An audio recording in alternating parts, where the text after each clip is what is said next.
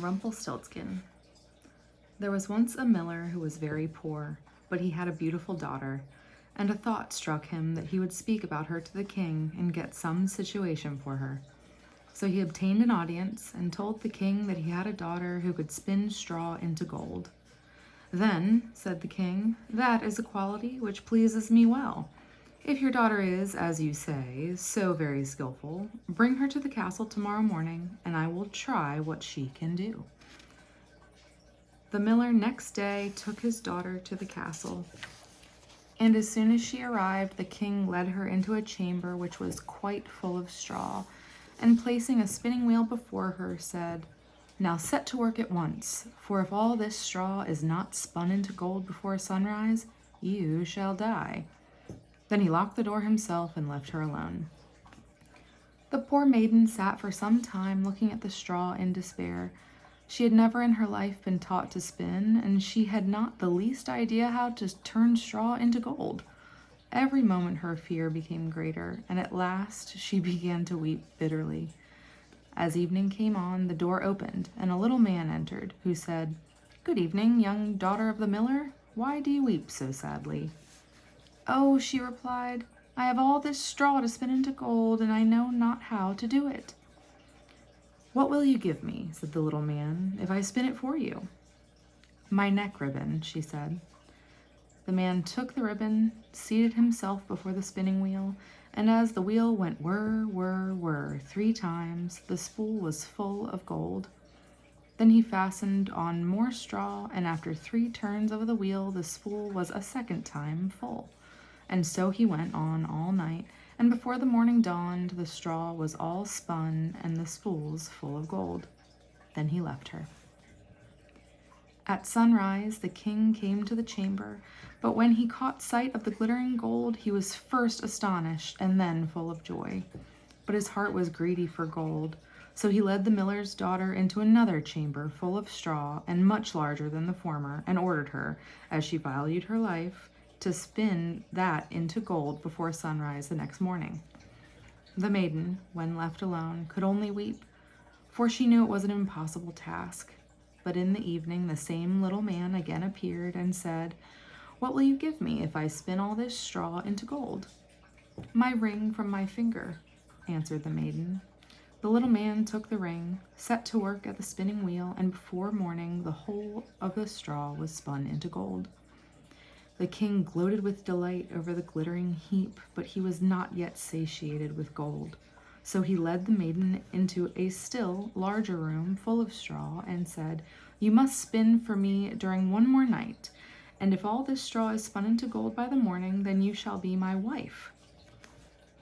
"Although she is a miller's daughter," thought the king, "I could not find a richer wife in the whole world." No sooner was the maiden alone than the mannikin again appeared for the 3rd time and said, "What will you give me if I spin the straw for you this time?" "I have nothing more that I can give," answered the maiden. "Then promise when you are queen to give me your first child," said the little man. "Who knows if I shall ever be queen," thought the maiden, and she knew also that in her trouble there was no other help for her. So she promised what he wished. Immediately he set to work and very soon spun all the straw into gold. In the morning, when the king came and found what he required was done, he ordered preparations to be made for a splendid wedding, and in a few days the miller's beautiful daughter became a queen. About a year after this, a beautiful little child was born to the queen, who never thought of her promise to the little man, till one night he stepped suddenly into her chamber and said, "Now give me what you have promised." In great terror, the queen offered him all the treasures in the kingdom if he would leave her the child. But the little man said, "No, something living I like better than all the treasures in the world." Then the queen began to mourn and weep so bitterly that the little man had compassion on her and said, "I will give you 3 days, and if in that time you can find out my name, then you shall keep your child." After he was gone, the queen lay awake till morning, thinking over all the names she had ever heard of, and determined to send a messenger all over the country to inquire far and wide what names had been given to people formerly.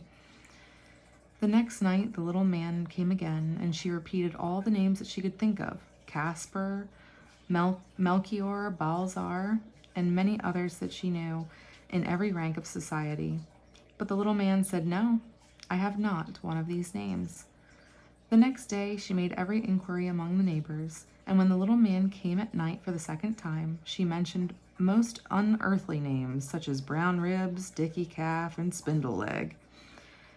But he answered always, "No, it is none of these." On the third day, the messenger returned and related his adventures. He had not been able to find a single new name, but on his way home he crossed a high mountain and came to the borders of a wood in which the foxes and the hares wished him good night. After this, he came to a tiny little house and saw before it a fire burning, and hopping around it on one leg was a ridiculous-looking little man who cried, "Today I brew, tomorrow I bake, next morning I shall the queen's child take. How glad I am that she does not dream that Rumpelstiltskin is my name."